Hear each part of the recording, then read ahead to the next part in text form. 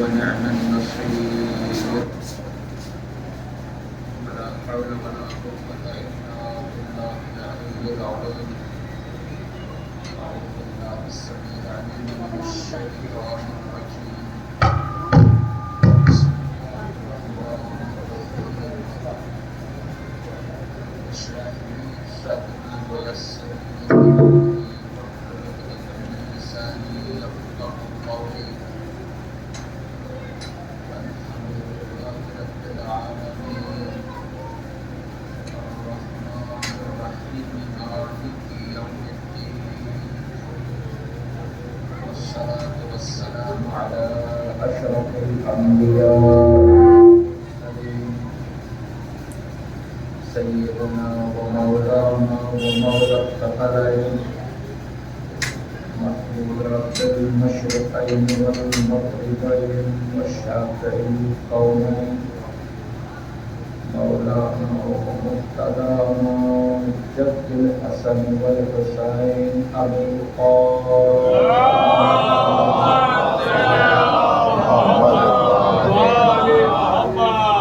وعلى أهل بيته الطيبين الطاهرين المعصومين المنتخبين المنتجبين المظلومين الأكرمين الذين أذهب الله عنهم الرجس وطهرهم تطهيرا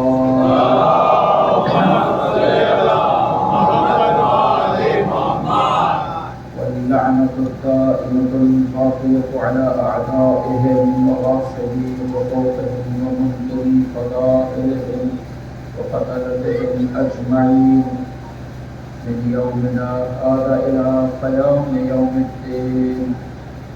أما بعد فقد قال الله تبارك وتعالى بسم الله الرحمن الرحيم والعصر إن الإنسان لفي خسر.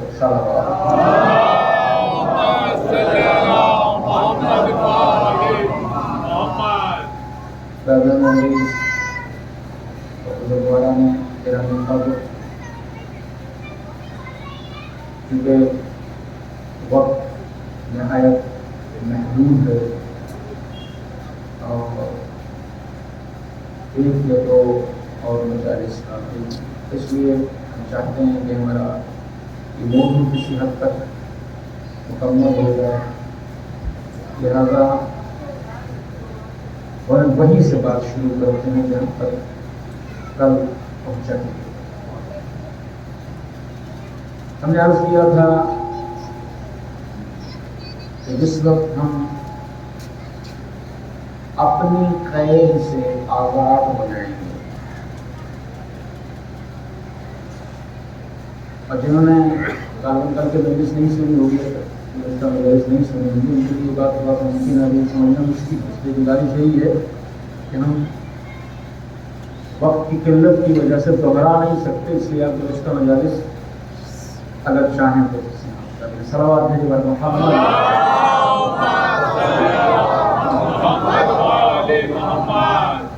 اپنی قید سے جس وقت ہم آزاد ہو جائیں گے، ہم اپنی خواہشوں کے اسیر نہیں رہیں گے،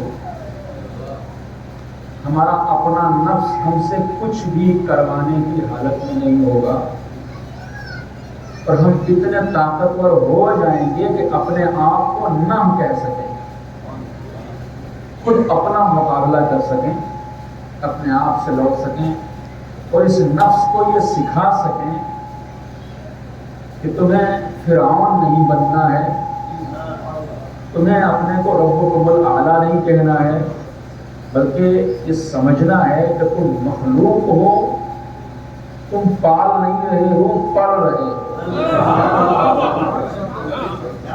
تم کھلا نہیں رہے ہو، کھا رہے ہو، مرزوق ہو، مخلوق ہو، پل رہے ہو، لہذا جو تمہیں پال رہا ہے وہ تمہارا رب ہے، وہ تمہارا مالک ہے، تمہیں اس کی عبدیت اختیار کرنا ہے، بندگی اختیار کرنا ہے۔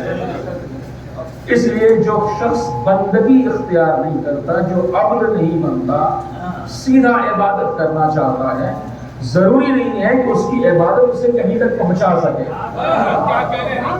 ہو سکتا ہے وہ عبادت کرتا جائے مگر وہ منہ پہ مار دی جائے. لیکن اگر انسان نے اپنے آپ کو اپنے آپ سے آزاد کر لیا، چونکہ باقی سارے بتوں کا انکار آسان ہے، اس آخری بت کو توڑنا جو چھپا ہوا ہے یہ مشکل ہے. جب یہاں سے انسان آزاد ہوا اور اس نے بندگی اختیار کی تو پھر آپ یہ نہ سمجھیے کہ وہ صرف زمین پر رہے گا، پھر آپ یہ نہ سمجھیے کہ اس کی بلندیاں محدود رہیں گی. نہیں، سرکار دو عالم حضرت خفی مرتبہ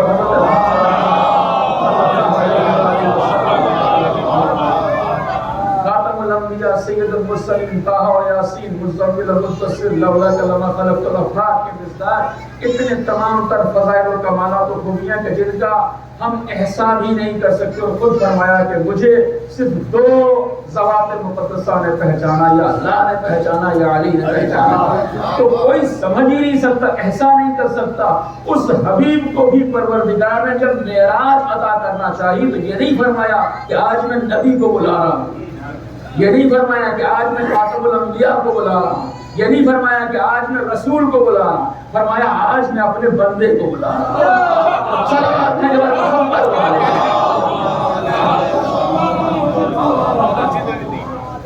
آج میں اپنے بندے کو بلا رہا ہوں. جب ابدیت کے ساتھ بندہ بن کے دل کو جھکا کر کے عبادت ہوتی ہے تو انسان سجدے میں نہیں جاتا، معراج پہ جاتا ہے. صلوات ہے کہ محمد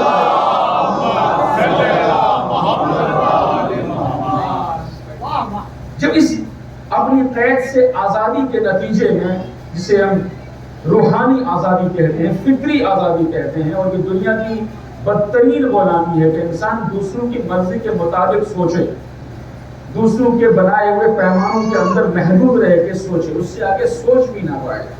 یہ بدترین غلامی ہے.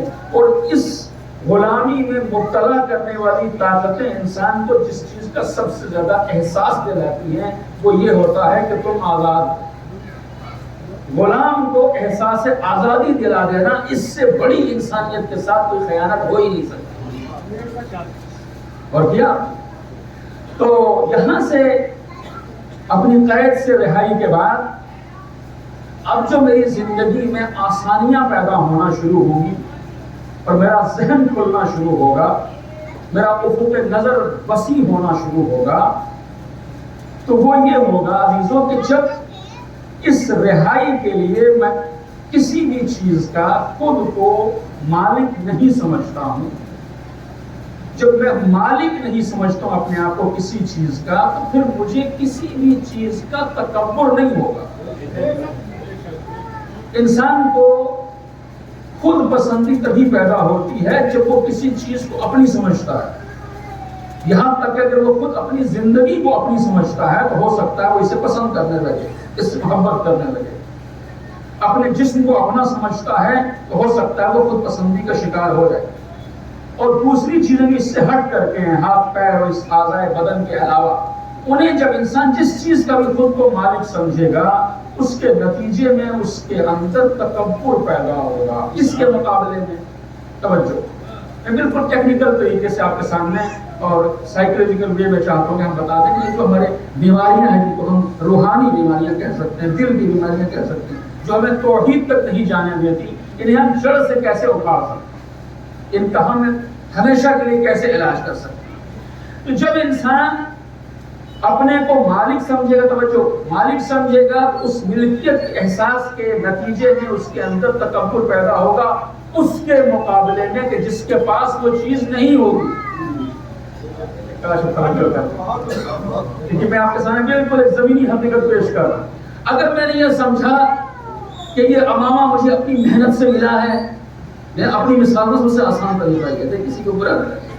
اگر میں سمجھوں کہ یہ امامہ مجھے اپنی محنت سے ملا ہے اور جو میں بول پا رہا ہوں اس کے لیے میں نے بڑی محنت کی ہے، یہ میرا اپنا کمال ہے، تو نتیجہ یہ ہوگا کہ مجھے اس کمال کی وجہ سے میں اپنے آپ کو اس دوسرے اللہ کے بندے سے بہتر سمجھوں گا جو صاحب امامہ نہیں ہے. میں اس سے اپنے آپ کو بہتر سمجھوں گا جو میری طرح بول نہیں سکتا، جسے میری طرح مجلس پڑھنا نہیں آتی، میں اس سے خود کو بہتر سمجھوں گا، چونکہ اس کمال کا میں خود کو مالک سمجھ رہا ہوں۔ اب جب میں اس سے خود کو بہتر سمجھوں گا تو میرے اندر اگلا ایک منفی جذبہ یہ پیدا ہوگا کہ میں چاہوں گا ہی نہیں کہ کوئی میری طرح بول سکے۔ چونکہ میں خود کو مالک سمجھتا ہوں تو میں نہیں چاہوں گا کہ کوئی میری طرح بول سکے، میں نہیں چاہوں گا کسی کے پاس وہی صلاحیت ہو جو میرے پاس ہے۔ اور اس کو اگر آگے بڑھا دیں کہ اگر مجھے اپنی گاڑی کا غرور ہو گیا تو میں نہیں چاہوں گا کہ یہ گاڑی کم سے کم میرے جاننے والوں میں کسی کے پاس ہو۔ مجھے انصاف سے بتائیے کہ معاشرے میں بہت سے مسائل صرف اسی کشاکش کی وجہ سے پیدا نہیں ہوتے کہ فلاں کے پاس اگر یہ ہے تو میرے پاس یہ ہونا چاہیے، میری ضرورت ہے اس وجہ سے نہیں، چونکہ مجھے اس سے نیچا نہیں ہونا ہے، اونچا ہونا۔ صلوات کہیے بر محمد۔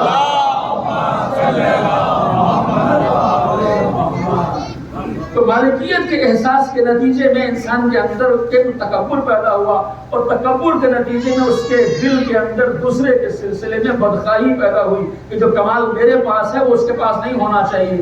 جب نہیں ہونا چاہیے دوسرے کے پاس، اس کے پاس میرے جیسا گھر نہیں ہو، میری جیسی گاڑی نہیں ہو، میرے جیسا عہدہ نہ ہو، میری اتنی رقم نہ ہو، میری اتنی صلاحیت نہ ہو، اور میں روک تو نہیں سکتا چونکہ نہ میرے پاس اپنا ہے نہ کسی اور کے پاس اپنا ہے۔ اب میرے بس میں تو ہے نہیں کہ میں چاہوں کہ جو میرے پاس ہے وہ کسی اور کے پاس نہ ہو، اس لیے کہ میں لینے والا ہوں، میں لینے والا ہوں، میں دینے والا نہیں ہوں۔ جب دینے والے نے مجھے عطا کیا ہے تو مجھ میں اور دوسرے بندے میں کوئی فرق تھوڑی ہے، بلکہ وہ تو مومن اور کافر میں بھی فرق نہیں کرتا۔ پانی برساتا ہے تو سب کے لیے، ہوائیں چلاتا ہے تو سب کے لیے، دانا اگاتا ہے تو سب کے لیے، کوئی مشرک ہے تو وہ بھی کھائے، کافر ہے تو بھی کھائے، گنہگار ہے تو بھی کھائے، عاصی ہے تو بھی کھائے، اور ان کے پلٹ کے کہے کہ یہ تو لائق عذاب ہیں، ان کو تو رحمتیں برسا رہا ہے، تو عجب نہیں اس کا جواب آئے یہ بندگی بھول گیا ہے، بھول جائے میں خدائی کیسے صلوات کے بعد محمد۔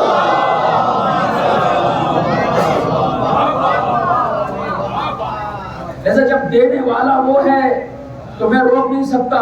جو میرے پاس کمال ہے وہی کمال بہترین یا اس سے بہتر کسی اور کے پاس بھی آ سکتا ہے۔ جتنی دولت میرے پاس ہے اتنی ہی اس سے بہتر کسی اور کے پاس بھی آ سکتی ہے۔ آپ توجہ کیجیے گا دوستو، اگر میں اپنے پاس جو کچھ ہے اس کا مالک سمجھتا ہوں تو میں نہیں چاہتا کہ دوسرے کے پاس ہو، اور جب میں روک نہیں سکتا تو پھر جو منفی جذبہ پیدا ہوگا اگلے مرحلے میں اسے حسد کہتے ہیں۔ انسان روک تو نہیں سکتا مگر چاہتا نہیں ہے کہ فلاں کے پاس یہ کمال ہو، چاہتا نہیں ہے کہ فلاں کے پاس یہ نعمت ہو، یا کیوں ہے اس کے پاس۔ تو میں شاید آپ کی خدمت میں عرض کر چکا ہوں کہ یہ اس اللہ کے بندے کے خلاف اس کا کچھ انسان نہیں بگاڑتا، اور نہ ہی اس کے اوپر اعتراض ہوتا ہے۔ یہ اس بندے پر اعتراض نہیں ہوتا چونکہ وہ تو لینے والا ہے، اعتراض عطا پروردگار پہ ہوتا ہے کہ تو نے مجھے اتنا کیوں دیا، فلاں کو اتنا کیوں دیا، مجھے یہ کمال کیوں دیا، فلاں کو یہ کمال کیوں دیا۔ اور عزیزوں یہ مسائل کئی مرتبہ مذہب خیز حد تک آگے چلے جاتے ہیں، مذہب خیز حد تک۔ میں چاہتا ہوں کہ تھوڑا سا اسی سیریس گفتگو کے اندر ایک نرم گفتگو لائی جائے تاکہ بات زیادہ اچھے سے واضح ہو جائے۔ صلوات کے اوپر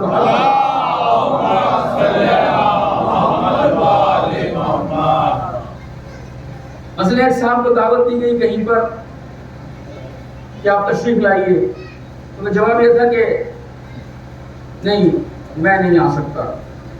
وہ نہیں آ سکتے آپ کیونکہ وہ فلاں صاحب ہیں، انہیں آپ نے کارڈ دیا ہے، انہیں آپ خط دے کر کے بلا رہے ہیں اور ہم سے آپ زبانی کہہ رہے ہیں، ہماری شان میں آپ نے کمی کر دی، اس لیے ہم نہیں آ سکتے۔ یہ بات مجھے بتایا گیا۔ تو اگلی مرتبہ اہتمام یہ کیا گیا کہ بھائی کارڈ پہلے وہی صاحب کو جن کو اعتراض ہے کہ ہمیں زبانی کہتے ہو، فلاں کو کارڈ دیتے ہو، اور جب انہیں کارڈ دیا گیا تو کہنے لگے کہ نہیں میں پھر بھی نہیں آؤں گا۔ کہا کیوں؟ کہ اسے بھی کارڈ دیتے ہو، مجھے بھی کارڈ دیتے ہو۔ صلوات بھیجے پر محمد۔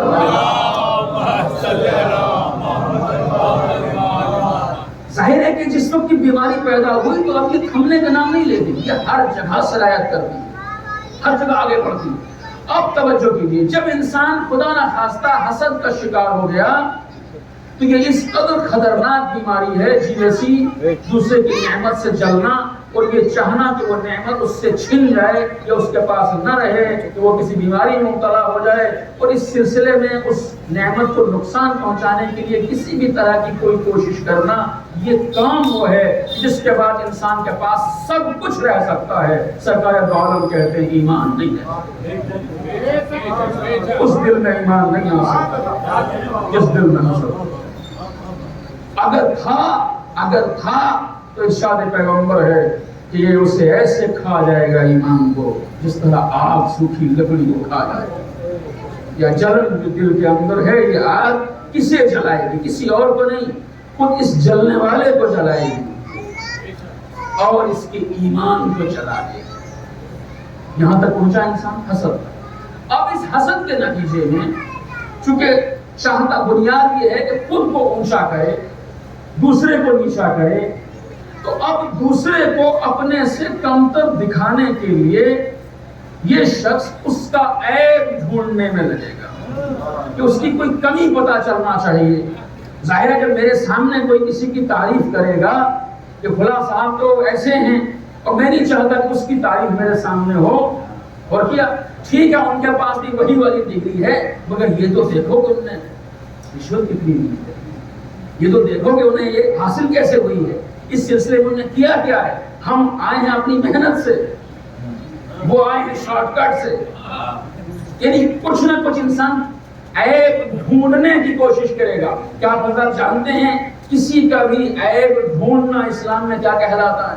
عیب ڈھونڈنے کو تجسس کہتے ہیں، عیب ڈھونڈنے کو تجسس کہتے ہیں، اور تجسس گناہ کبیرہ ہے۔ مجھے حق نہیں ہے میں کسی کا عیب تلاش کروں، مجھے حق نہیں ہے کہ میں کسی کے موبائل کے اندر دیکھوں کس سے ملتا ہے، کس سے بات کرتا ہے، کیا میسیجز آتے ہیں، کیا ہیں۔ مجھے حق نہیں ہے کسی کے گھر میں جھانکنے کا، مجھے حق نہیں ہے کسی کی ذاتی اور نجی زندگی کا پتہ لگانے کا، مجھے حق نہیں ہے۔ اور اگر کسی کا عیب مجھ پر ظاہر ہو جائے اپنے آپ، مجھے حق نہیں ہے ڈھونڈنے کا، اپنے آپ ظاہر ہو جائے تو حکم شریعت یہ ہے جیسے ہم تمہارے عیب چھپاتے ہیں ایسے تم دوسروں کا عیب چھپاتے۔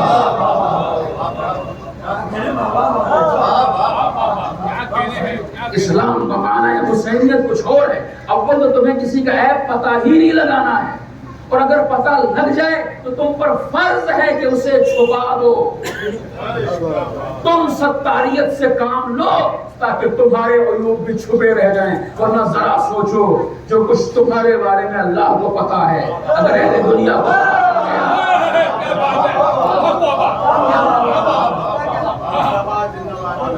ایک حدیث سے ملتا ہے کہ پھر دفن کرنا بھی چھوڑ دیں گے لوگ۔ صلوات بھیجے پر محمد والے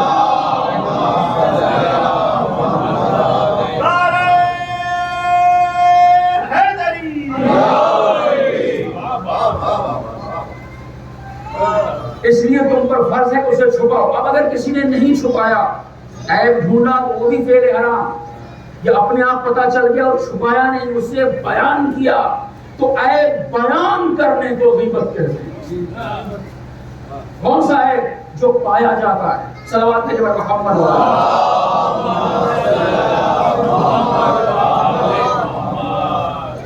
ایک بار اور صلوات بھیجے پر محمد۔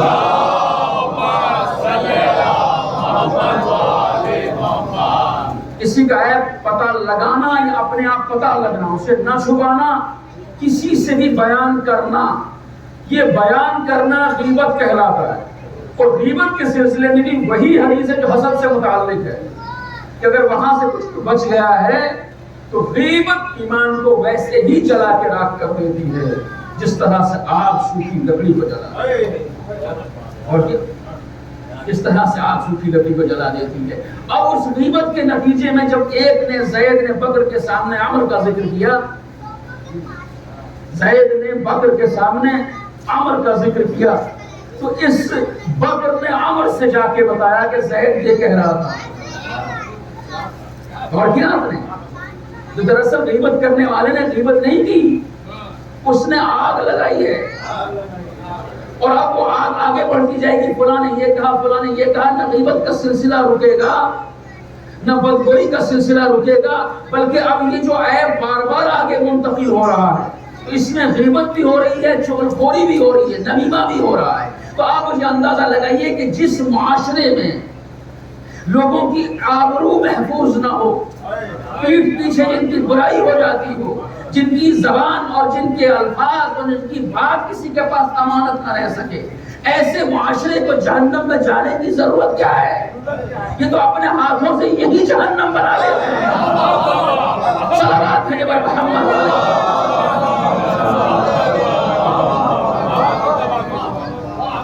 تو اب یہ تمام چیزیں ہیں، اور اس کے بعد ایمان اپنے آپ رخصت ہو گیا۔ ایمان کا کہیں پتہ نہیں۔ غالباً کسی عالم بزرگ کے بارے میں ہے یا کسی عالم دین کے بارے میں، ان سے کہا کہ آپ سے متعلق ایک معتبر شخص سے سنا ہے، اب یہ سنا ہے، غلط ہی سنا ہوگا، آپ سے متعلق ایک معتبر شخص سے سنا ہے۔ تو انہوں نے بڑے پتے کی بات کی، بھائی جس نے غیبت کی ہے وہ معتبر کب سے رہا؟ کیا کہہ رہے ہیں بھائی؟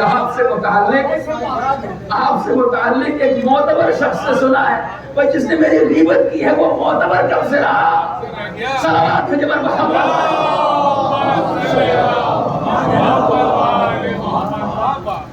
اب نتیجہ کیا ہوگا عزیزو؟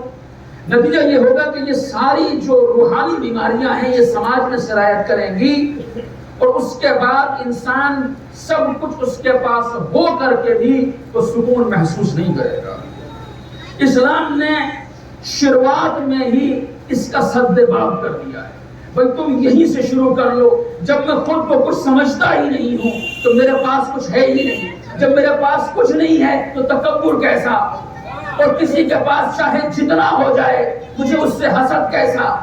اس لیے کہ مجھے اپنا حساب دینا ہے، اسے اپنا حساب دینا ہے۔ جب کسی سے حسد نہیں ہے تو اس کے عیب ڈھونڈنے کی ضرورت کیا ہے؟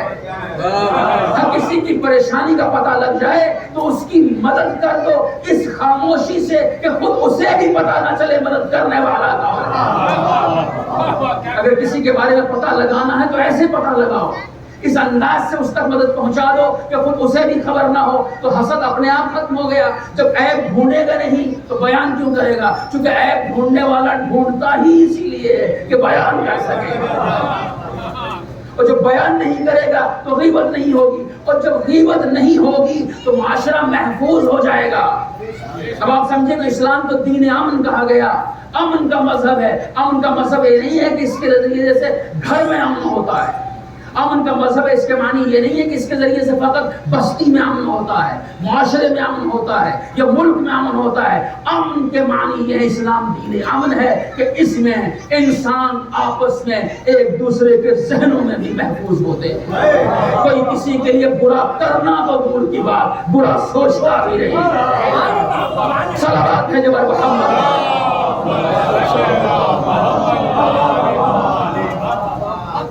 اس لیے کہ بدگمانی سے بھی منع کیا گیا کہ اگر کسی کا عیب پتہ بھی چل جاتا ہے تو تمہارا ہرگز یہ مناسب نہیں ہے کہ تم اسے بیان کرتے پھرو۔ اچھا کسی سے بیان نہیں کروں تو خود اس کے بارے میں غلط تصویر قائم کر لوں۔ حکم شریعت یہ ہے، یہ اسلام ہے، مجھے بتانا پڑے، حکم شریعت یہ ہے کہ تم اپنی طرف سے جتنے بہانے ڈھونڈ سکتے ہو، نہیں ایسا ہوا ہوگا، ویسا ہوا ہوگا، مجھے غلط دکھائی دیا، نہیں وہ نہیں ہوں گے، وغیرہ وغیرہ، جو کچھ بھی سوچ سکتے ہو اپنے ذہن کو اس سے متعلق صاف رکھو۔ بدگمانی کی اجازت نہیں ہے، تم سوء ظن بھی نہیں رکھ سکتے، بدگمانی تک نہیں کر سکتے کسی بندہ مومن کے سلسلے میں، نہ بجائے اس کے کہ اس کے برخلاف عیب ڈھونڈے جائیں، اور اگر ڈھونڈنے پہ نہ ملیں، تلاش کرنے پہ نہ ملیں تو تراش لیے جائیں۔ دیکھیں نا کہ انسان جو برائی کی طرف جائے گا تو عیب تلاشے گا، تلاشنے پر نہیں ملیں گے تو تراشے، تو تراش کے جب بیان کرے گا تو پھر دوہرے گناہ میں مبتلا ہوگا، ایک الزام، ایک جھوٹ، اور دوسرا غیبت، اور یہ عزیزو اتنے شدید اور اتنے بڑے، اتنے عظیم گناہ ہیں جن کی طرف ہم متوجہ نہیں ہوتے، جن کی طرف عام طور کے اوپر لوگ متوجہ نہیں ہوتے، اور بہت آسانی سے کسی کی پیٹھ پیچھے کسی کا بھی کچھ بھی تذکرہ کر دیا جاتا ہے، نہیں عزیزو، اسلام کو یہ برداشت نہیں ہے، وگرنہ مومن کے اوپر حق یہ ہے کہ اگر اس کا کوئی عیب میں چاہتا ہوں کہ صحیح ہو جائے، تو امام حسن مجتبیٰ صلوات اللہ علیہ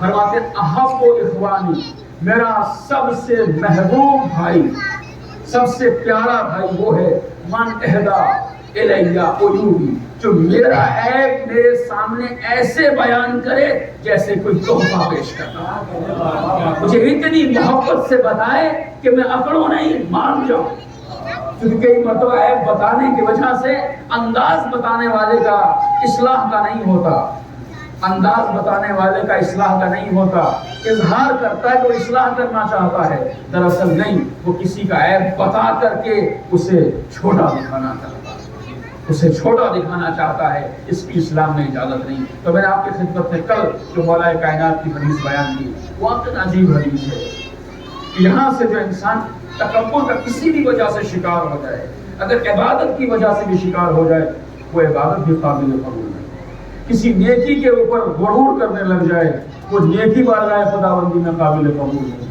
اور اس کے مقابلے میں انکساری و تواضع اور چھوٹا پن اور بندگی اختیار کرنا پروردگار کو اتنی عزیز ہے، اتنا محبوب ہے کہ امام مولا کائنات ارشاد فرماتے ہیں کہ وہ برائی جس کے نتیجے میں تمہارے اندر اپنے برے ہونے کا احساس پیدا ہو، وہ گناہ کہ جس کے نتیجے میں تمہارے اندر اپنے گنہگار ہونے کا احساس پیدا ہو، اپنے چھوٹے پن کا احساس پیدا ہو جائے، وہ اس اچھائی سے اللہ کے نزدیک بہتر ہے کہ جس کے بعد تمہارے اندر غرور پیدا ہو جائے۔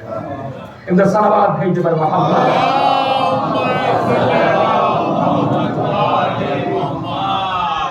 لہٰذا میں نے آپ حضرات کی خدمت میں شاید کل وہاں دوسری جگہ پہ جو مجلس ہوئی تھی اس میں عرض کیا تھا کہ کئی مرتبہ ہم یہ سوچتے ہیں کہ ہماری مشکلات کی حل کا راستہ ایک ہی ہے، کیا وہ ہم گڑگڑائیں، دعا کریں، ہم دعا کریں، لیکن آپ مجھے بتائیے کہ جس وقت انسان اپنے آپ کو اس انداز سے اللہ کے حوالے کر دے، اپنے ذہن کو، اپنی سوچ کو اللہ کے حوالے کر دے، اپنے آپ سے آزاد ہو جائے، حقیقت میں توحید اختیار کر لے، اب نہ کسی سے حسد کر رہا ہے، نہ کسی کا عیب ڈھونڈ رہا ہے، نہ کسی کی غیبت کر رہا ہے، نہ کسی کی غیبت سن رہا ہے، نہ کسی پر کسی کا عیب تلاش کر رہا ہے، نہ کسی کا عیب تلاش رہا ہے، ان ساری چیزوں سے محفوظ ہو گیا الحمدللہ، تو آپ ذرا تصور کریں کہ ایسا دل کہ جو اتنا پاک ہو، جس دل کے اندر نہ بغض ہو، نہ حسد ہو، نہ نفرت ہو، نہ کینہ ہو، نہ غرور ہو،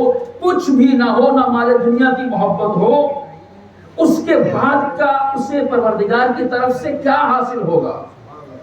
اس کے بعد جو اسے حاصل ہوگا وہ یہ دل عام دل نہیں رہے گا، یہ مومن کا دل ہو جائے گا۔ اور مومن کے دل کی صفت کیا ہے؟ مومن کا دل معمولی حیثیت نہیں رکھتا، قلب المؤمن حرم اللہ۔ بھائی جس حرم الہی کی زیارت کے لیے مسلمان تڑپتے رہتے ہیں کہ ہم شہر اللہ کا حرم ہمیں دکھائی دے جائے، تم اپنے دل کو ہی کیوں نہیں کعبہ بنا لیتے؟ اس دل کو ہی کیوں نہیں اتنا پاک کر لیتے کہ یہ حرم الہی ہو جائے؟ اور حرم الہی کی خصوصیت یہ ہوتی ہے کہ جو اللہ کا حرم ہوتا ہے وہاں اللہ کا ولی اترتا ہے۔ اس دل کو پاکیزہ کر لو، اس دل کو پاک کر لو تاکہ یہاں حب علی سما جائے، محمد و آل محمد کی محبت بیٹھ جائے۔ صلوات بھیجے پر محمد۔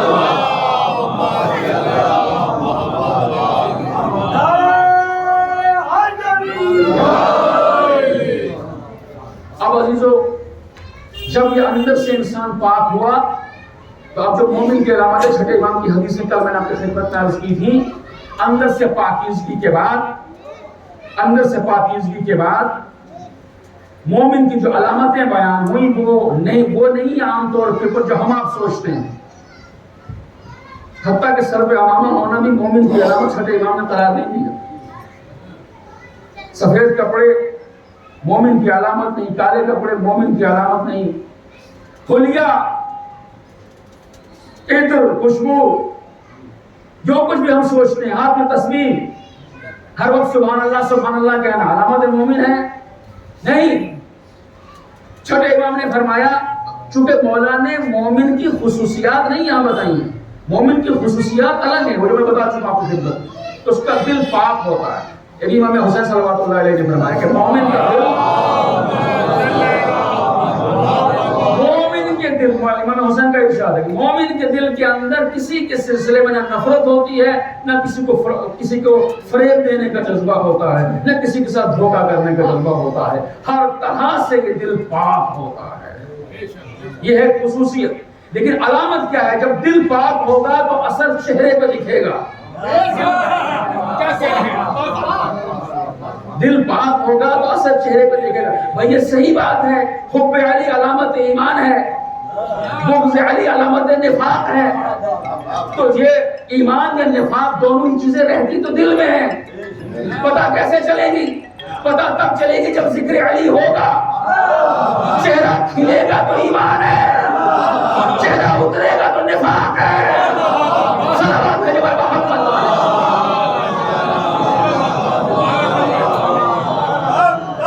علی علی علی علی علی علی علی علی پھولوں کی کٹک میں، چڑیوں کی چہک میں، پھولوں کی مہک میں.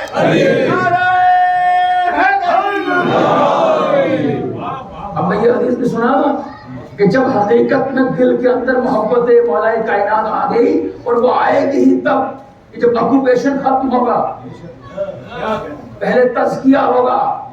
بھائی جس امام بارگاہ آپ نے سجائی تو پہلے صفائی ہوئی، صفائی ہونے کے بعد سجاوٹ ہوئی. صفائی ہونے کے بعد سجاوٹ ہوئی. تو حب علی کتاب صحیفہ مومن کا عنوان ہے. حب علی مومن کے سر کا تاج ہے. حب علی مومن کی پہچان ہے. حب علی سے مومن کی زندگی سج جاتی ہے. اگر زندگی کو حب علی سے سجانا ہے تو اس سے پہلے اس دل کو بغض سے، حسد سے، نفرت سے، کینے سے، تکبر سے، ہر طرح کی غلاظت سے پاک کر دو. پہلے طہارت کرو پھر سجاوٹ کرو. صلوات ہے جبر محمد.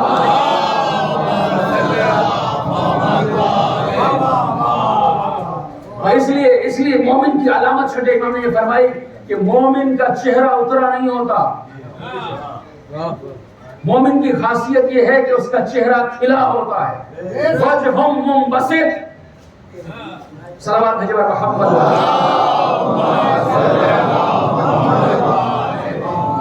مومن کی پہچان یہ ہے کہ اس کا چہرہ کھلا ہوتا ہے. وجہم منبسط.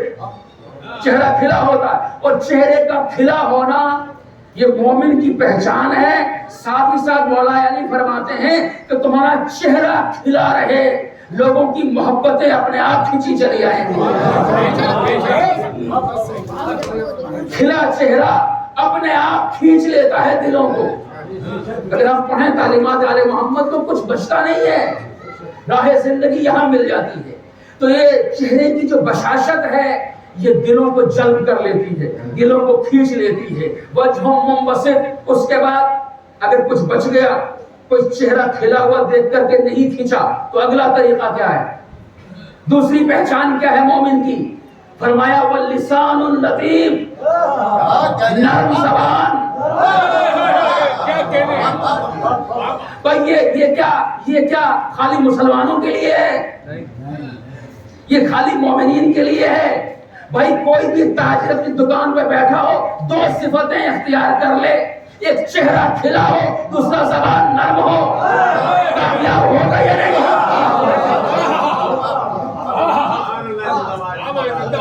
اہل بیت ہمارے تھوڑی ہیں خالی، رحمت للعالمین. صلوات ہے جبر محمد.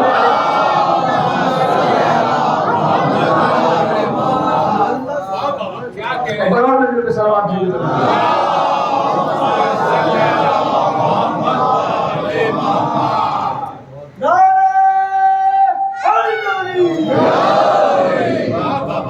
قربان جو مولا کی فصاحت و بلاغت پہ کوئی بچہ پوچھ سکتا ہے کہ قبلہ بناوٹ بھی تو لوگ کر سکتے ہیں نا. بھائی چہرہ کھلا اندر سے بجھا ہے، چہرہ کھلانے کی اداکاری بھی تو کر سکتے ہیں، زبان پر نرمی زبردستی بھی تو لا سکتے ہیں۔ میں قربان جاؤں صادق آل محمد پہ، فرمایا وہ قلب رحیم، دل مہربان ہونا چاہیے۔ بولا آپ نے تو ہر سوال کا جواب دے دیا کہ یہی تو بات ہے، دل مہربان ہوگا تبھی زبان نرم ہوگی، تبھی چہرہ کھلا ہوگا، وگرنہ بناوٹ زیادہ دیر تک قائم نہیں رہ پائے گی۔ صلوات ہے جبر محمد۔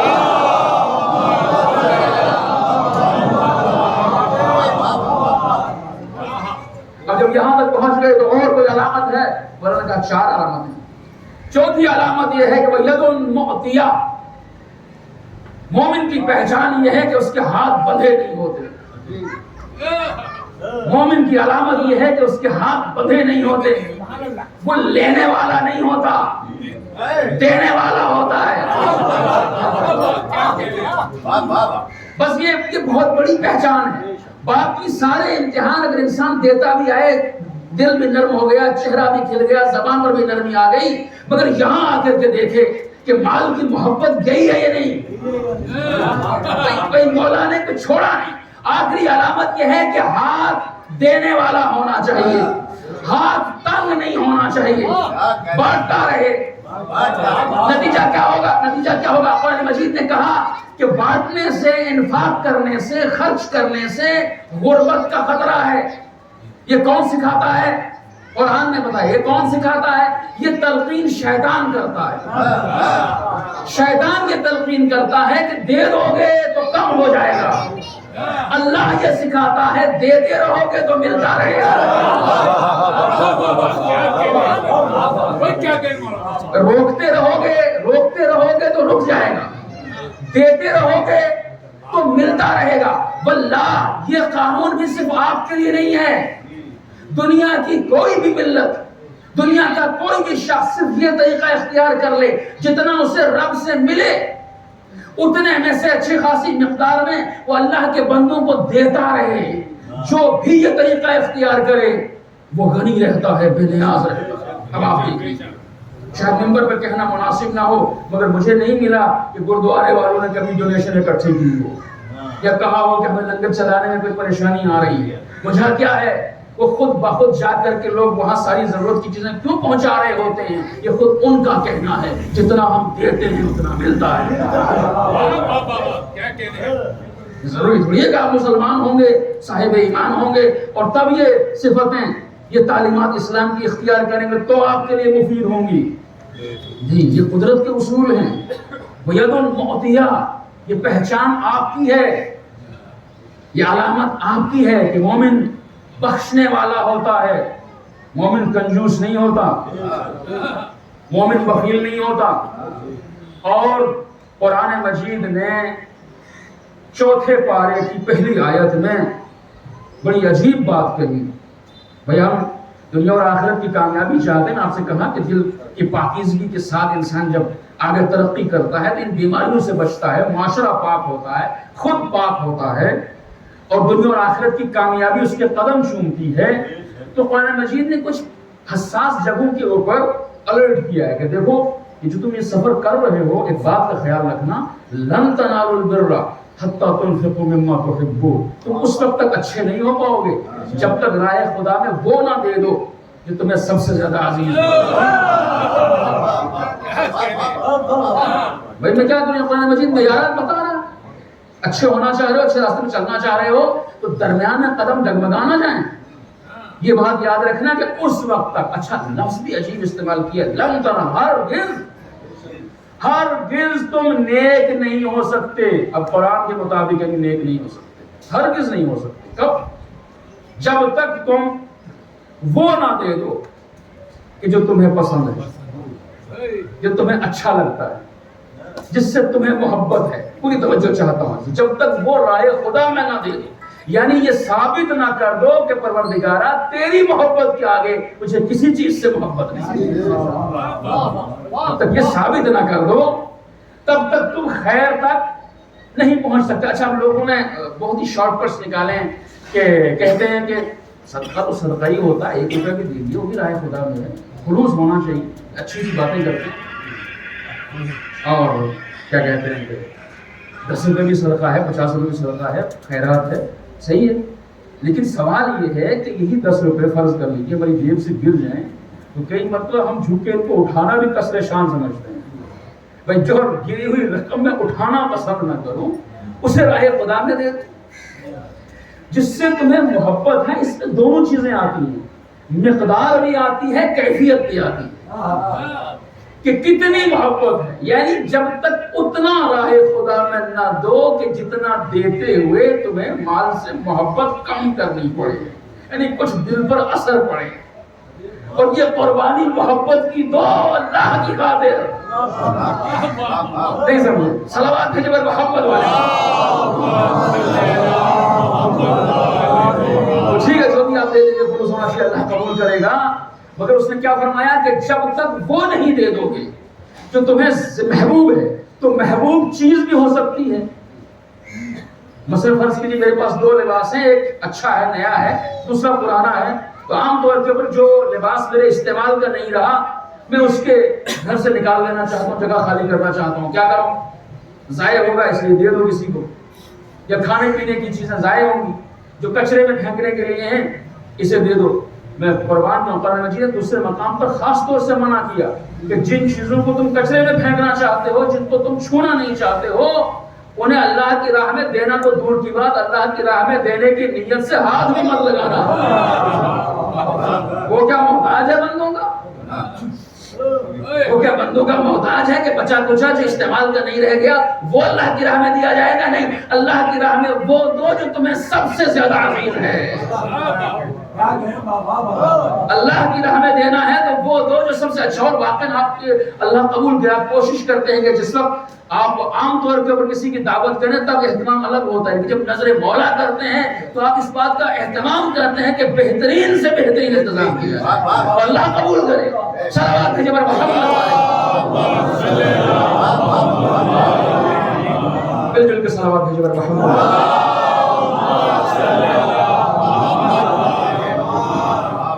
لن تنالوا البر حتى تنفقوا مما تحبون. ایسا پورا بھی نہیں چاہیے اللہ کو کہ جو تمہیں ہے وہ پورا دے دو، نہیں، اس میں سے دو جو تمہیں زیادہ اچھا لگتا ہے. مقدار بھی ہو سکتی ہے، مقدار بھی ہو سکتی ہے. فرض کریں کسی کے پاس 1 لاکھ روپے ہیں تو 10 روپے دے گا تو اس سے کوئی فرق نہیں پڑنے والا. نہیں، اتنا دو کہ جس سے تمہیں جو 1 لاکھ کی محبت ہے، وہ 1 لاکھ ٹوٹنے کا جو اثر تمہارے دل پر پڑتا ہے وہ پڑے، اور تمہیں اس اثر کو قبول کرو، اس تکلیف کو اللہ کے لیے، تب جاؤ گے نیکی کی طرف. چونکہ جو دے رہے ہو دیا ہوا اسی کا ہے. جسے دے رہے ہو اسی کا دیا ہوا ہے، اسی کا دیا ہوا. وہ محتاج نہیں ہے، وہ میرا بھلا چاہتا ہے، اس لیے وہ کہہ رہا ہے کہ دو میری راہ میں. محبت ختم کرو مال کی تاکہ میری محبت آ سکے. حضرت ابراہیم کو حکم ہوا خواب کے ذریعے سے کہ آپ اپنے بیٹے کو ذبح کر دیجیے. وہ بیٹا بھی جو آج کی زبان میں آسان لفظوں میں کہا جائے منتوں مرادوں سے ملنے والا حضرت اسماعیل جیسا بیٹا. اور خواب دیکھا انہوں نے کہ میں اپنے بیٹے کو ذبح کر رہا ہوں، اور خواب بیان کیا. بیٹے نے کہا کہ آپ کو جو حکم ملا ہے وہ کیجیے. تو آپ کو اگر خواب میں کوئی ایسا خواب دکھائی دے جائے تو آپ کو بھی ایسے ہی کرنا ہے. آپ کو ایسے نہیں کرنا ہے نا. اس کا مطلب کیا ہوا کہ نبی کا خواب اور ہمارا خواب ایک جیسا نہیں ہے. جب نبی کا خواب اور میرا خواب ایک جیسا نہیں تو یہ کہاں سے درست ہو گیا کہ وہ بھی بشر ہیں میں بھی بشر ہوں. بھائی ان کے خواب کو اور بیٹے کو ذبح کرنے کا حکم آ گیا تو ذبح کرنا ہے، ہمیں نہیں کرنا ہے ایسا. ہمیں ایسا خواب دکھائی دے گا دے جائے خدا نہ خواستہ تو ہم تو ڈر جائیں گے، گھبرا جائیں گے کہ یہ کیسا عجیب سا خواب دیکھ لیا، اور تعبیر پوچھنے لگ جائیں گے کیا مطلب ہے اس کا. تو بیٹے نے کہا جو آپ کو حکم ملا وہ کیجیے. یعنی بیٹا بھی ایک محبت کا امتحان دے رہا ہے جو جان سے ہوتی ہے، باپ ایک محبت کا امتحان دے رہا ہے جو آل سے ہوتی ہے. بس ہو گیا. اب اس کے بعد حضرت ابراہیم اب تک خلیل اللہ تھے، نبی اللہ تھے. توجہ کر رہے ہیں. اب اس کے بعد پروردگار ان کا عہدہ بڑھا دے گا. اب نبی نہیں رہیں گے, اب خلیل نہیں رہیں گے, اب عہدہ بڑھ جائے گا. عہدہ بڑھ کر کے اب آپ امام ہو جائیں گے جب اس امتحان میں کامیاب ہوں گے. اور حضرت اسماعیل جب یہ امتحان کامیاب کریں گے تو اب سے آپ ذبیح اللہ قرار پائیں گے, راہ خدا میں ذبح ہونے والے, راہ خدا میں قربان ہونے والے. مگر ہوتا یہ ہے کہ آپ آنکھوں پہ پٹی باندھتے ہیں, بیٹا لیٹ جاتا ہے, چھری چلاتے ہیں, مگر چھری چلتی نہیں, اور حضرت اسماعیل ذبح نہیں ہوتے. اور میں کئی بچوں سے کہا کرتا ہوں کہ تو بالکل ایسے ہو گیا کہ جیسے مجھے پورا پرچہ آتا ہو اور میں لکھوں ہر سوال کا جواب صحیح, مگر میرا قلم ہی نہیں چلا. میں نے تو لکھا, قلم چلا ہی نہیں, تو کون شخص مجھے اس کے اوپر نمبر دے گا؟ اور میری بات کون مانے گا کہ نہیں میں نے تو سارے جواب صحیح لکھے ہیں؟ کوئی نہیں مانے گا. بلکہ لکھا ہونا معیار کا رکھتا ہے, ایسا ہی ہے. تو دنیاوی اعتبار سے تو اگر سفید کاغذ واپس چلا گیا اس پر کوئی بھی امتحان نہیں, کوئی امتحان لینا, کوئی ممتحن اس پر نمبر نہیں دے گا. تو یہاں جب چھری چلائی وہ چھری چلی نہیں, گردن کاٹی مگر گردن کٹی نہیں, تو پھر یہ نمبر کیسے مل گئے؟ بھئی یہ عہدہ کیسے پڑ گیا, یہ کامیابی کیسے مل گئی؟ آپ امام ہو گئے, آپ ذبیح اللہ ہو گئے. پوری توجہ چاہتا ہوں, یہ عہدہ پڑھا کیسے؟ جب امتحان دیا ٹھیک ہے مانا ہم نے, مگر وہ امتحان جو کام کرنا تھا وہ ہوا ہی نہیں, تو پھر امتحان کیسا, کامیابی کیسی؟ تو عجب نہیں پروردگار کی طرف سے جواب آئے, میں ایک باپ کے ہاتھوں سے بیٹے کی گردن پہ چھری نہیں چلانا چاہتا تھا, میں باپ کے دل میں بیٹے کی محبت پہ چھری چلانا چاہتا تھا. وہ بنی رہا ہے. صلوات ہے جبر محمد.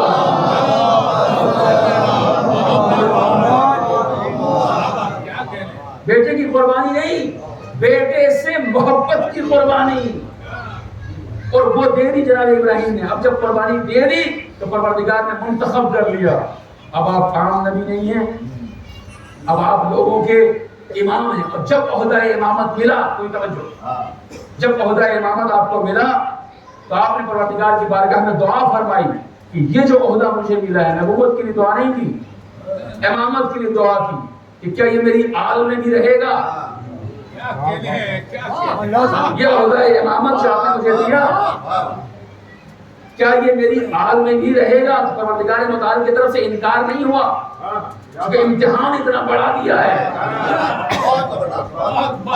چونکہ امتحان اتنا بڑا دیا ہے اس لیے انکار نہیں ہوا, دعا قبول ہوئی. ہاں کچھ لوگوں کو الگ کر دیا گیا, لا ینال احد الظالمین, آپ کی نسل میں رہے گا مگر وہ باہر ہو جائیں گے جو خود پہ ظلم کریں گے.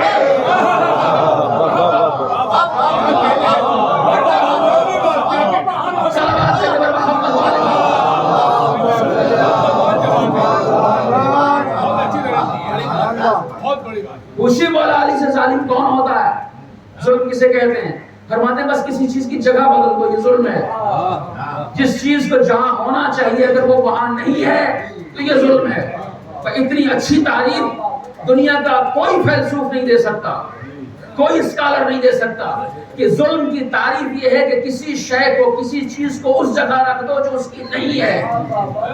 اگر چھلکے کی جگہ کوڑے دان ہے اس کا سڑک پہ ہونا ظلم ہے.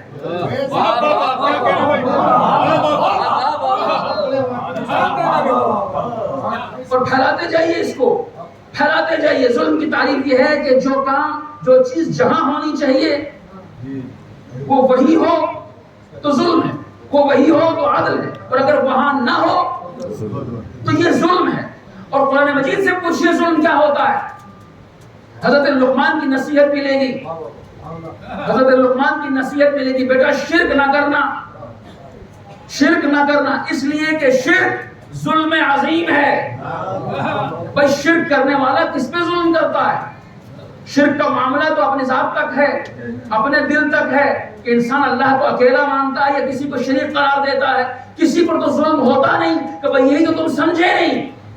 ظلم دو طرح کا ہوتا ہے, ایک وہ جو تم دوسروں پہ کرتے ہو, ایک وہ جو تم خود پہ کرتے ہو. جس کا مطلب یہ ہوا کہ کوئی بھی گناہ اور کوئی بھی غلطی کرنا انسان کو ظالم بنا دیتا ہے، چاہے وہ اپنے اوپر ظلم کر رہا ہو یا دوسرے پر ظلم کر رہا ہو۔ اب قرآن مجید نے صاف طور پر اعلان کر دیا، اے ابراہیم آپ کی نسل میں عہدہ امامت رہے گا، مگر وہ باہر ہو جائیں گے جو ظلم کر رہے ہوں گے، یعنی جن کی زندگی میں کسی بھی طرح کا کوئی گناہ اور معصیت ہو انہیں یہ عہدہ نہیں ملے گا۔ مطلب واضح ہوا، یہ عہدہ انہیں ملے گا جو معصوم ہوں گے۔ صلوات بھیجو محمد،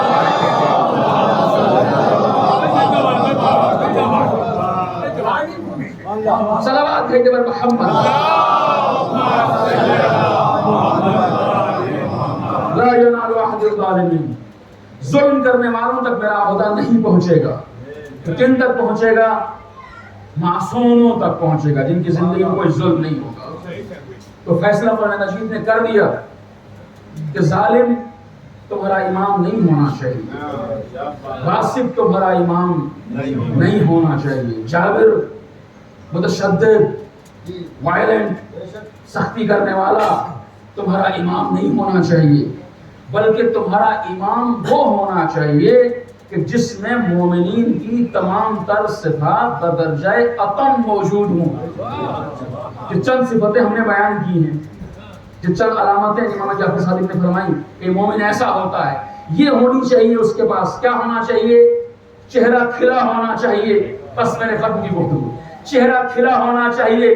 مولا کائنات کے سلسلے میں مشہور تھا کہ آپ کے چہرے پہ ہمیشہ تبسم رہتا ہے۔ آپ اتنے بہادر ہیں مگر آپ کے چہرے کے اوپر غضب نہیں ہوتا، آپ کے چہرے پر سختی نہیں ہوتی۔ اور کئی کہنے والوں نے یہی کہہ کے انکار کر دیا تھا کہ آپ نعوذ باللہ خلافت کے اہل اس لیے نہیں ہیں کہ چونکہ آپ ہنستے ہیں، مذاق کرتے ہیں، مل جل کے رہتے ہیں، اس عہدے کے لیے کسی کو سخت ہونا چاہیے۔ لیکن وہ یہ بھول گئے کہ یہ دنیاوی عہدہ نہیں ہے، مومنوں کی امارت ہے۔ لہذا جو امیر مومنان ہو اس میں مومنین کی صفات بدرجہ اتم ہونی چاہیے، سب سے بڑھ کر کے ہونی چاہیے۔ زبان نرم ہو، زبان کتنی نرم ہو، یہاں تک کہ آپ ابو الاسود الدویلی اپنے قاضی کو معزول کر دیں اس بات کے اوپر کہ مجھ تک کی خبر پہنچی ہے کہ تیرے سامنے جو ایک مجرم لایا گیا تھا، اس مجرم کے سے جب تم گفتگو کر رہے تھے تو تمہاری آواز اس سے بلند تھی۔ کیا ہے اسلام؟ بمعنی حسینیت۔ تم جب مجرم سے گفتگو کر رہے تھے، اللہ اکبر، اگر یہ دنیا کو پتہ چل جائے اسلام کیا ہے حقیقت میں، اسلام کی حسینی تصویر کیا ہے، تو واقعاً یہ وہ دین ہے کہ جس کے اوپر مر مٹنے کا دل چاہے گا، جس کے لیے جان قربان کرنے کا دل چاہے گا، کہ تم اس وجہ سے تمہیں عہدے سے ہٹایا جا رہا ہے۔ اور بہت مومن شخص ہے ابو الاسود الدویلی، بہت زیادہ مولا کا چاہنے والا ہے۔ کہتے مجھ تک یہ خبر پہنچی تیرے پاس مجرم آیا، تم مجرم سے جب گفتگو کر رہے تھے تو تم سخت نہیں، تمہاری آواز اس سے بلند کیوں تھی؟ اگر تمہاری آواز اس سے بلند ہے تو تم انصاف نہیں کر سکتے، اور یہ ہو نہیں سکتا کہ حکومت علی کی اور انصاف نہ ہو۔ تو زبان میں نرمی اور دل مہربان۔ دل کی مہربانی کا عالم یہ ہے کہ یتیموں پر مہربانی دیکھ کر کے ان بچوں کی تمنا ہونے لگ جائے کہ کاش ہمارے والد نہ ہوں۔ یہ معمولی بات نہیں ہے، سوچے اگر انسان، بہت بڑی بات ہے کہ آخر کتنا آپ کا دل مہربان تھا انسانیت کے لیے۔ وَيَدُ الْمُعْتِيَا، بخشنے والا ہاتھ، دنیا والے بخشیں سوچ سوچ کے، رک رک کے، مانگنے والے کو ٹھہرا ٹھہرا کے، ابھی مصروف ہوں، فارغ ہونے دو، دیکھتے ہیں تمہارا کام۔ مگر یہاں وہ محو عبادت ہو کہ جس کے پیر سے تیر نکل جائے اور اسے خبر نہ ہو، وہ محو عبادت ہو کہ جس کے پیر سے تیر نکل جائے اور اسے خبر نہ ہو۔ اور یہاں آ کر کے کوئی سائل آواز دے رہا ہو کہ ہے کوئی آئے خدا میں دینے والا، تو حالت رکوع میں اشارے سے اسے وہ مشتری دے دیں وہ انگشتی دے دے جو حضرت سلیمان سے منسوب ہو، وہ انگشتی دے دیں تو اس عالم محویت میں کہ جب آپ کا تعلق براہ راست اللہ سے قائم ہے، اس کے بعد بھی ایک سائل کی آواز آئی تو آپ اس نے محروم نہیں لوٹایا۔ اور قرآن مجید نے آیت نازل کی کہ انما ولیکم اللہ ورسولہ والذین آمنوا الذین یقیمون الصلاۃ ویؤتون الزکاۃ وہم راکعون۔ تمہارا سرپرست، تمہارا مولا، تمہارا حاکم، تمہارا ولی اللہ ہے۔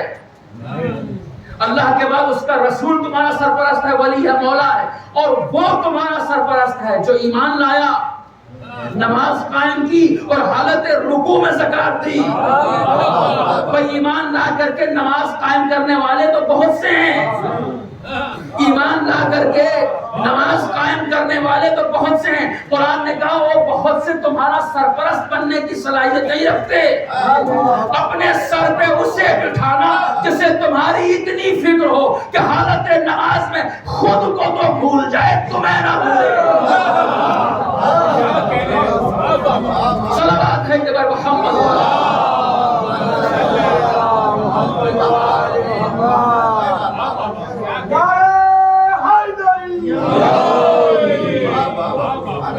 جو خود کو تو بھول جائے، اپنا تو خیال نہ رہے اسے، مگر تمہیں نہ بھولے، جو اس حد تک امت کا ہمدرد ہو۔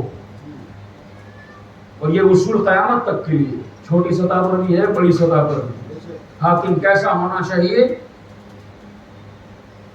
سرپرست کیسا ہونا چاہیے، یہ معیار قرآن مجید نے بتا دیا۔ لہذا عزیزو، جب خود اسلامی معاشرہ اس نہج پر قائم نہ رہے، اس راستے سے ہٹنے لگ جائے، تو میں نے عرض کیا کہ ان چند دنوں میں یہ چند ایک خوبیاں اور چند ایک چیزیں آپ کے سامنے آئی ہیں اور آپ نے محسوس کیا کہ واقعاً اسلام، واقعاً اللہ کا قانون، واقعاً اہل بیت اطہار اور آپ کی تعلیمات نہایت عظیم ہیں، جس سے دنیا تو محروم ہے ہی، خود ہم بھی غافل، اور ہماری غفلت کی وجہ سے شاید دنیا محروم ہے۔ ظاہر دامن وقت کی گنجائش نہیں جو میں زیادہ تفصیل میں نہیں جا سکتا۔ اب جب اس نہج سے کوئی ہٹنے لگ جائے تو پھر باقی آرام سے بیٹھے رہیں گے، لیکن جو امت کا ہمدرد ہے وہ تڑپے گا، جس کے دل میں واقعاً انسانیت کی محبت ہے، جو اللہ کے بندوں کو چاہتا ہے، وہ نہیں چاہے گا کہ اللہ کے بندوں کی اصلاح نہ ہو، وہ نہیں چاہے گا کہ اللہ کے بندے غلط راستے پر چلتے رہیں۔ اس لیے امام حسین صلوات اللہ علیہ نے مدینے میں یہ ارشاد فرمایا،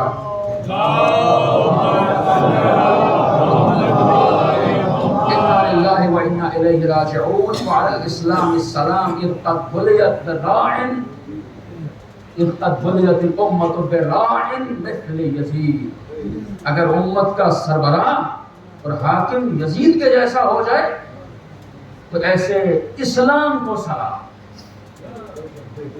ایسے اسلام کو سلام کہ جس اسلام کا سربراہ یزید جیسا۔ اور پھر آپ نے والی مدینہ کے دربار میں یہ صاف لفظوں میں یہ اعلان فرمایا تھا کہ یہ مجھ سے کیسا مطالبہ ہے کہ میں بیعت کر لوں، کس کی بیعت کرانا چاہتے ہو؟ تمہیں پتہ نہیں ہے کہ ہم خاندان نبوت ہیں؟ تمہیں پتہ نہیں ہے کہ ہمارے گھر میں ملائکہ کی آمد و رفت ہے؟ تمہیں پتہ نہیں ہے کہ ہمارے گھر میں وحی خدا کا نزول ہوا ہے؟ اور کس کے لیے کہہ رہے ہو کہ اس کی بیعت؟ جو شارب خمر ہے، جو قاتل نفس محرمہ ہے، جو کھلم کھلا گناہوں میں ملوث ہے، اس کی بیعت کرنے کے لیے کہتے ہو؟ آگے میرے مولا نے ایک جملہ فرمایا، مثلی لا یبایع مثلا، مجھ جیسا کبھی اس جیسے کی بیعت نہیں کر سکتا، مجھ جیسا کبھی اس جیسے کی بیعت نہیں کر سکتا۔ یعنی یہ درس حسینیت قیامت تک کے لیے کہ راہ حسینیت میں چلنے والا کبھی یزیدیت کی بیعت نہیں کر سکتا، کبھی یزیدیت کی راہ اختیار نہیں کر سکتا اگر سچا حسینی ہے، اگر سچا حسینی ہے۔ اور سچے حسینی کی پہچان یہ ہے کہ مولا کے حکم پر اپنی ساری خواہشیں قربان، یہاں تک کہ اگر کوئی ایسی ہستی بھی ہو کہ جس کی تخلیق بھی کربلا کے لیے ہوئی ہے، اس رخ پہ غور کرنے کی ضرورت ہے۔ تو مولا کائنات جو اپنے بھائی سے یہ فرما رہے ہوں کہ بھائی ایک ایسے خاندان کا پتہ بتاؤ کہ جس کی خاتون سے، جس خاندان سے تعلق رکھنے والی خاتون سے میں شادی کروں اور پھر اللہ مجھے ایک ایسا بیٹا دے، بہادر بیٹا دے جو کربلا میں میرے حسین کے کام آ سکے۔ اس کا مطلب یہ ہوا کہ غازی عباس علمدار دنیا میں آنے سے پہلے ان کی والدہ حضرت ام المؤمنین سے رشتہ ازدواج منسلک ہونے کا مولا علی کا مقصد یہ ہے کہ ہمیں عباس سے بیٹا چاہیے، اہل حرم کا محافظ چاہیے، بیویوں کا پاسدار چاہیے، حسین کا ناصر چاہیے، حامی و مددگار چاہیے، اجرکم علی اللہ۔ اور اس کے بعد خود مولا علی نے فنون حرب جسے سکھایا، مولا کائنات جسے خود لڑنا سکھایا ہو اور اہل حرم کی حفاظت کرنا سکھائی ہو، اس کے مختلف واقعات ملتے ہیں۔ اس کے بعد مدینے سے روانگی کے ساتھ ہی یہ شیر خدا کا شیر ساتھ ساتھ چلے، یہ وفاؤں کا خدا ساتھ ساتھ چلے، ہر جگہ حامی بنا رہے، ناصر بنا رہے، یہاں تک کہ خانہ کعبہ کی چھت پہ جا کر کے عظیم خطبہ ارشاد فرمائے، اللہ اکبر۔ اور اس کے بعد کربلا میں ساتھ ہو، شب عاشور حضرت ام کلثوم کو دلاسا دے رہا ہو کہ اگر آپ کے پاس قربان کرنے کے لیے کچھ نہیں ہے تو آپ گھبرائے نہیں، یہ بھائی کس لیے، میں آپ کی طرف سے قربان ہو رہا ہوں، اجرکم علی اللہ۔ خدا آپ کو کسی کم میں نہ بلائے۔ دروازہ 8 محرم الحرام ہے، آج کی تاریخ علمدار وفا سے منسوب ہے۔ حضرت عباس السلام علیکم یا ساتھی عطاش کربلا، جب جائیے گا انشاءاللہ زیارت کے لیے آپ کے روزہ اقدس پہ جملے دیکھے ہوئے ملے، ہمارا سلام ہو اس پہ جس نے کربلا کے پیاسوں کو پانی پلایا۔ السلام علیکم یا کاشف الکرب والحزن حسین، ہمارا سلام ہو اس تک کہ جس نے حسین کے چہرے سے پریشانی کے آثار رفع کر دیے، جو بھائی کا سہارا بنا، جو بھائی کے لیے تسلی قوت غم کا سبب بنا۔ اللہ اکبر۔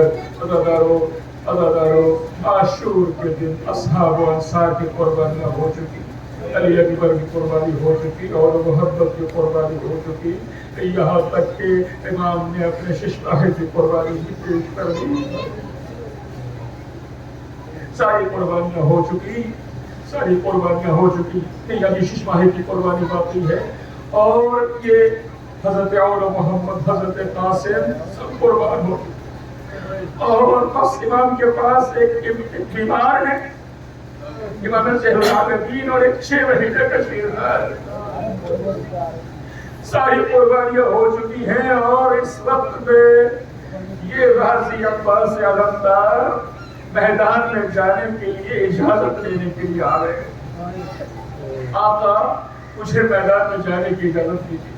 اصل جو مکالمہ ہوا ہے دونوں کے درمیان وہ بہت ہی عجیب ہے۔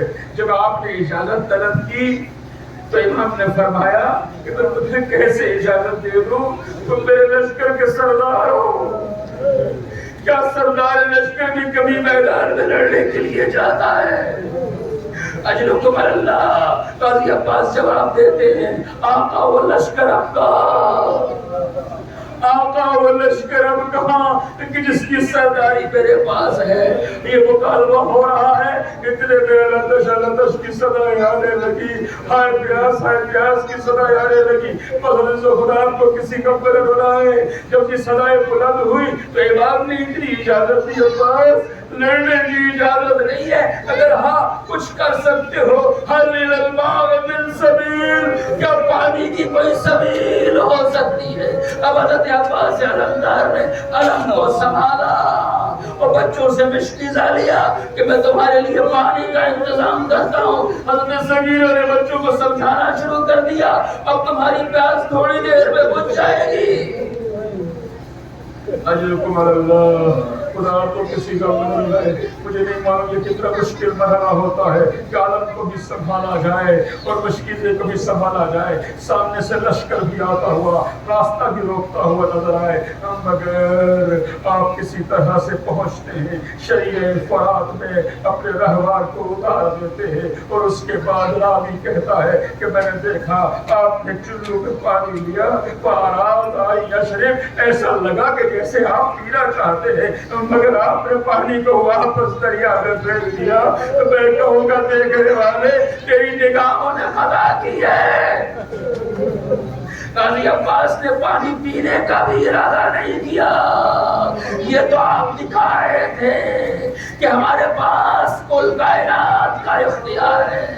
پانی ہم پی سکتے ہیں مگر نہیں جب تک آقا پیاسے ہیں بچے پیاسے ہیں. اب روایت کہتی ہے کہ آپ نے پانی نہ پیا تو آپ کے رہوار نے بھی پانی نہ پیا آپ کے گھوڑے نے بھی پانی نہ پیا. اور اس کے بعد جب بس کو بھر کر کے اب واپس آنے لگے حوالی سوچو کہ گھر لشکر اعلیٰ نے ایک شور مچا کہ کسی بھی طرح سے خیال حسینی میں پانی مت پہنچنے دینا نہیں تو قیامت تک ان سے لڑ نہ پاؤ گے. لیکن اس کے باوجود کہ آپ کے پاس مشکل بھی ہے علم بھی ہے کسی کے سامنے سے آ کر کے ہمت نہیں ہے کہ جو آپ کا راستہ روک سکے. اب جائیے گا کربلا کا زیارت کرنے کے لیے اس لیے اشتیاق کمین کر کے بیٹھ گئے چھپ کر کے بیٹھ گئے. ایک مقام آپ کو ملے گا جہاں پہ لکھا ہوا ہے حالال مقام الید الیمنا. ارے یہ وہ مقام ہے جہاں غازی عباس کا دایا اشارہ قلب ہوا. اللہ اکبر. مجھے نہیں معلوم آپ نے کس طرح عالم کو سنبھالا مشکیزے کو سنبھالا مگر تھوڑی دیر جو آگے بڑھے تو بایا شانہ بھی قلب ہوا. آپ رجس پڑھتے گئے میں اپنے بھائی کی نصرت جاری رکھوں گا. ہاں زدارو خدا آپ کو کسی کا مرض رہا ہے. ہاں اس کے بعد آپ نے مشق کو دانتوں میں سنبھالا اور لے کے جانا چاہتے ہیں. کوشش یہی ہے کہ جو وعدہ کر کے آئے ہیں اسے وفا کریں گے. پانی خیام میں پہنچائیں گے بچوں کی پیاس بجھائیں گے. مگر ہاں ایک مرتبہ اور مولا نے مشق سکیرہ کا نشانہ لیا.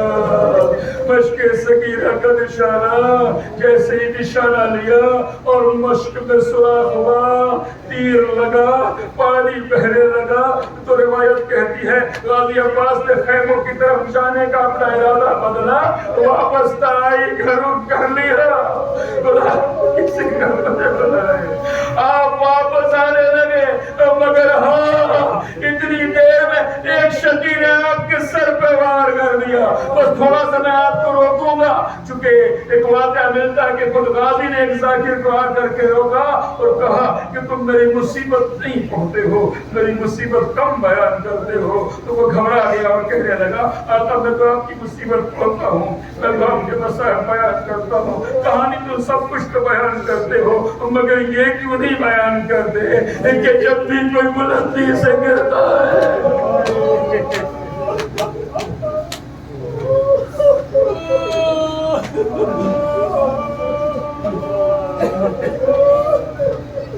جب بھی کوئی بلندی سے گرتا ہے تو ہاتھوں کا سہارا لیتا ہے. جب میرے سر پہ گلزاری جوار ہوا میں زمین کو کیسے آیا سلام آخر پہنچایا آقا میرا سلام قبول کیجئے.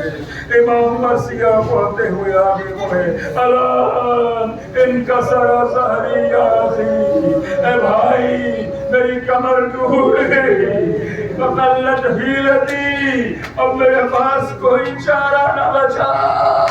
الان انکسر ظہری اب جو پہنچے سرحانے ہانی جو بس مجلس ختم ہوئی یہاں پہ کہتے ہیں کہ آقا نے نبی عباس نے فرمائش کی کہ میں آخری بار بھی آپ کی چہرے کی زیارت کرنا چاہتا ہوں. مولا نے ہاتھ سے منہ صاف کیا, زیارت ہوئی اور پھر آپ کہتے ہیں کہ مولا نے بھی ایک خواہش کا اظہار کیا کہ تم ہمیشہ مجھے آقا کہتے رہے. ایک بار بھائی کہو مولا نے وصیت کی, میں سکینہ سے وعدہ کر کے آیا ہوں پانی لاؤں گا, اس لیے میری وصیت یہ ہے میرے لاشے کو خیمے بن لے جائیے گا. آپ سب کو کربلا کی زیارت نصیب ہو. ارے جب جائیے گا زیارت کرنے کے لیے آپ کو گنج شہداء الگ ملے گا, آقا سید الشہداء کا روزہ الگ ملے گا, غازی عباس کا روزہ دور گنج شہداء سے فرات